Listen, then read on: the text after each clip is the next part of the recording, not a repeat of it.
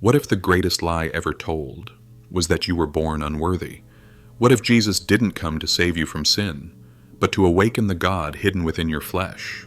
You were never meant to worship Jesus. You were meant to become what he became. But that secret was buried for 2,000 years. This isn't a sermon. This is a coded transmission.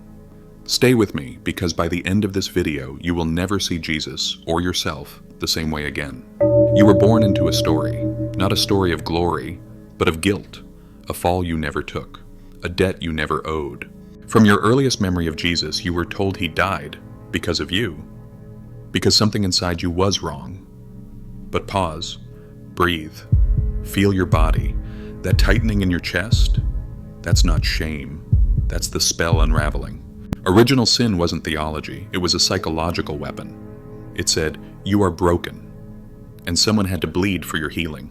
That story became a spell that rewrote the psyche of the West, a spell that severed you from your birthright, from the divine spark hidden in your marrow.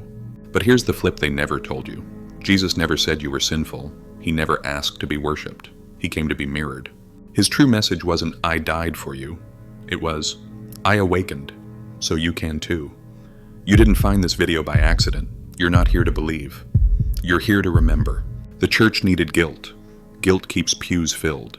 But the Christ didn't come to bind you to shame. He came to remind you of your sovereignty. And here's the forbidden layer, one hidden beneath the Vatican and buried in Nag Hammadi scrolls.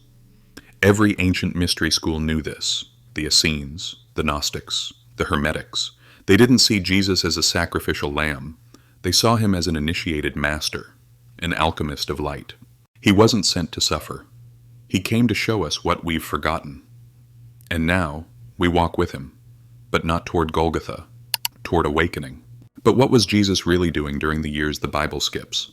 And why did the church work so hard to erase them? Let's begin where the Bible goes silent. From age 12 to 30, Jesus disappears from the official record. But scrolls, mystics, and oral traditions hold the key. He didn't vanish. He was training. In Egypt, he studied under Thothean adepts, learning the secrets of sound, vibration, resurrection. He walked temples where words moved stone, where thought shaped reality. In India, he practiced Kriya, breathwork, and inner transfiguration. He wasn't on vacation. He was undergoing initiations. What if Jesus didn't travel to preach, but to remember who he was? When he returned to Judea, he was not merely a man. He had become a bridge between matter and spirit, between flesh and light. In a moment, I'll show you the secret symbol in the cross that activates your light body. This is why his words carried force, not because he was divine by birth, but because he remembered the code. You didn't stumble into this by accident. You're not just watching a video, you're decoding a map. The cross wasn't just execution, it was an alchemical ritual, encoded with cosmic symbols. Golgotha, the place of the skull, the spine, the sacred staff.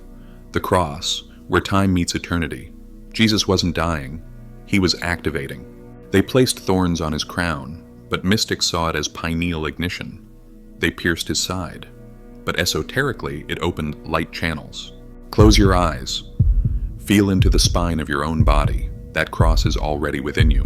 When he said, "It is finished," he wasn't surrendering, he was completing a rite, initiation by transformation. Each stage of his passion mirrored the great work: calcination, dissolution, separation, conjunction, fermentation, putrefaction, distillation, and finally, coagulation. Jesus was not dying for sin, he was showing how to transmute it, and so are you.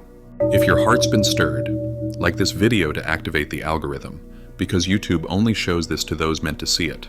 Comment below, "I am remembering." Subscribe, not just to us, but to the deeper path. The church feared not devils, they feared truth. Before the Council of Nicaea weaponized scripture, there were rivers of light, the Gospels of Thomas, Mary, Judas.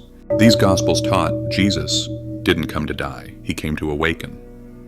He said, "Split a piece of wood and I am there." He didn't preach sin, he taught inner communion. The Gospel of Judas, it reveals him as the trusted one, the initiated one. Soon, I'll reveal what Jesus whispered to Judas before the betrayal. This wasn't betrayal, it was orchestration. Jesus chose the one who understood. The Gospel of Mary, she wasn't a prostitute, She was the keeper of mysteries. She wasn't silenced for scandal. She was silenced for knowing too much. Everything has led to this, not belief, not doctrine, but remembrance. Christ wasn't his last name. It meant anointed. It meant golden oil, the light spiraling up your spine. Pause. Breathe. Feel the tingling in your body. That's not emotion, it's activation. He said, "You will do all this, and greater." He wasn't bragging. He was initiating. The Christ is not a person, it is a frequency, and you are already tuning into it. Your cross is not a punishment, it is a portal. Your wounds are not shame, they are gateways. The second coming is not a man from the sky. It is a collective awakening, and you are part of it. Jesus didn't die to rescue you, he rose to remind you. You're not here to suffer, you're here to resurrect. You were never meant to worship him, you were meant to remember who you are through him. This is the return of the real Christ, not a man on a cross, but a light that cannot be extinguished, a light that is now flickering within you. If this flame has stirred something in your soul, you are part of the hidden ones, the seekers, the remnant, the rebirth, like this video to help the signal reach others. Comment, the Christ Code is alive. Subscribe, not just to a channel, but to the path within.